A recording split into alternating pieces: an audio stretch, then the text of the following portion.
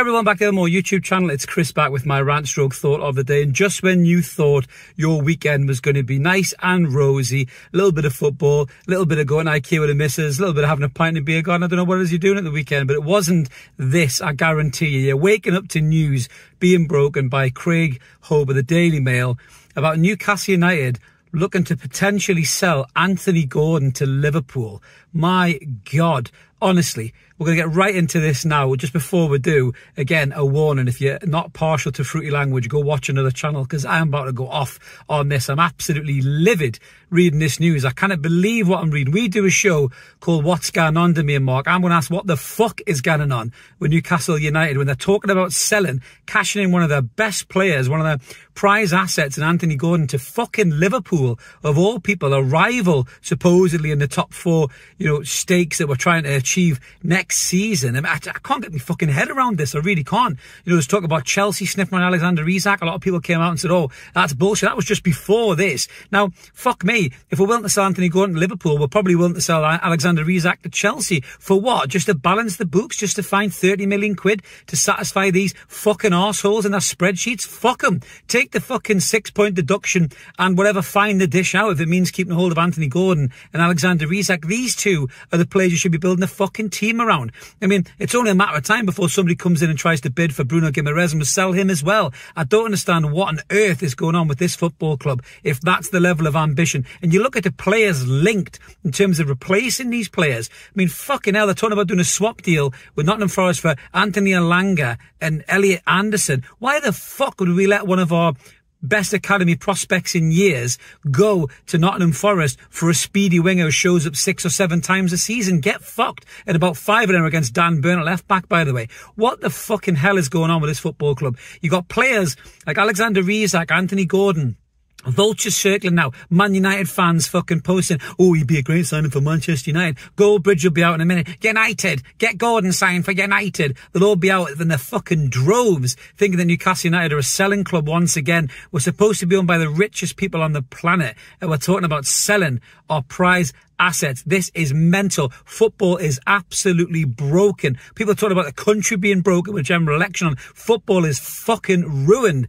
It's been dead for years, and Richard Masters and the bastards are solely to blame. You can look at football clubs like Newcastle United selling their best players just to satisfy some kind of financial requirement. It's utter fucking madness. Manchester City is sitting there with 115 alleged charges. Fuck it. If Darren Eales even watches these videos, which he doesn't, because I'm not younger, I've got less hair and I wear fucking socks with my shoes, so he's not interested in watching my channel, and probably because I speak a little bit too honestly for the club to listen to. Fucking take whatever punishment goes out, Darren Eales. You do not sell the most important players to the football club in this window or any fucking window unless you're going to buy better. If you got rid of Alexander Isak and got Mbappe on a free, I might have said, okay, I kind of understand your logic, but you're not going to do that. It'll cost you double the amount of money to buy anybody who's as decent as Alexander Isak, and we can't afford that because of FFP and PSR. This is absolute ludicrous. I can't believe it. I'm raging about this. And what kind of message does it send out for the ambition of the football club? Never mind PSR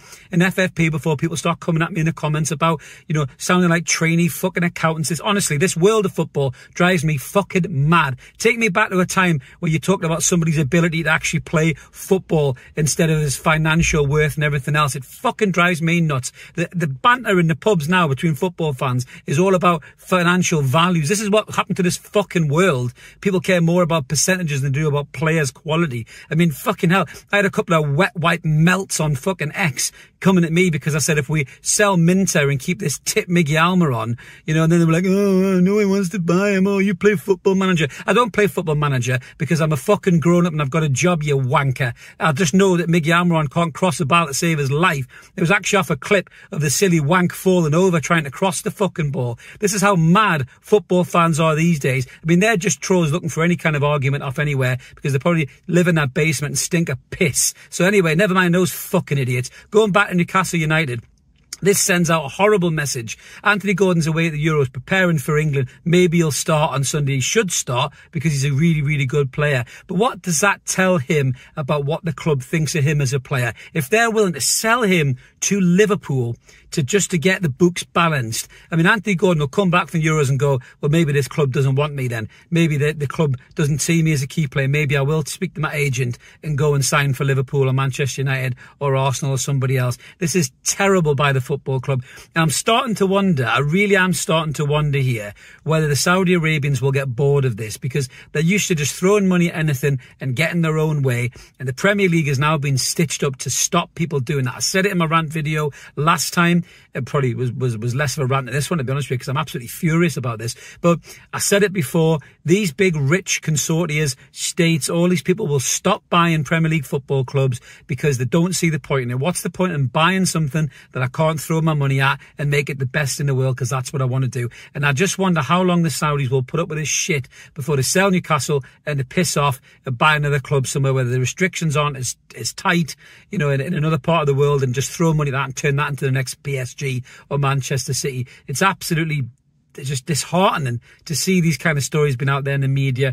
Yes, there's always an element of it might be bullshit, but, you know, Craig Hope, I like Craig, and Craig normally doesn't talk about stuff that doesn't have some kind of legitimacy to it. You know, I like what he does. You know, he's one of the better ones, and it's even more disappointing that that's come from his source, because it tells me that's a strong source. You know, and not to mention the fact as well, like I said, you look at the players we're talking about selling. Yankuba Minter, brilliant for Feyenoord last season. Anthony Gordon, probably one of our best three players. Alexander Isak, probably arguably our best player alongside Bruno Guimaraes. Elliot Anderson in a swap deal with Elanga, you know, who's, you know, supposed to be the future of that midfield, the cover for Joe Linton. You know, Louis Miley, Christ, will probably sell him and all next, you know. And I can't get my head around this. I really can't. All the while, and as much as he's a great lad, Sean Longstaff is still at the club. Mickey Almiron's at the club. Callum was fucking knackered. Wilson's at the club. You know, you just think, what is going on here? We give Emil Kraft a new contract. You know, Lascelles is still at the club. And it just boggles the mind. I can't get my words right. I'm that sick of this shit. Let us know in the comments below what you guys think about this. This is terrible news for Newcastle. It's supposed to be one of the most important windows, you know, in the club's recent history. And we're talking about signing players like Dominic Calvert-Lewin, James Trafford, Anthony Elanga, and losing players like potentially Anthony Gordon, Alexander Isak, and Elliot Anderson. This is shaping up to be one of the shittest windows post-takeover, in my opinion. But let us know what you guys think. Smash a comment and like the video. Help the channel grow. If this is the kind of thing you like, subscribe. Hopefully the news starts to get a bit better soon, but I'm absolutely livid at all of this news, and I don't know how you guys feel about it, but let us know. Have a good day. Try and enjoy the rest of your weekend. Hope there's no more bombshells that come out, but we'll catch you later. Cheers.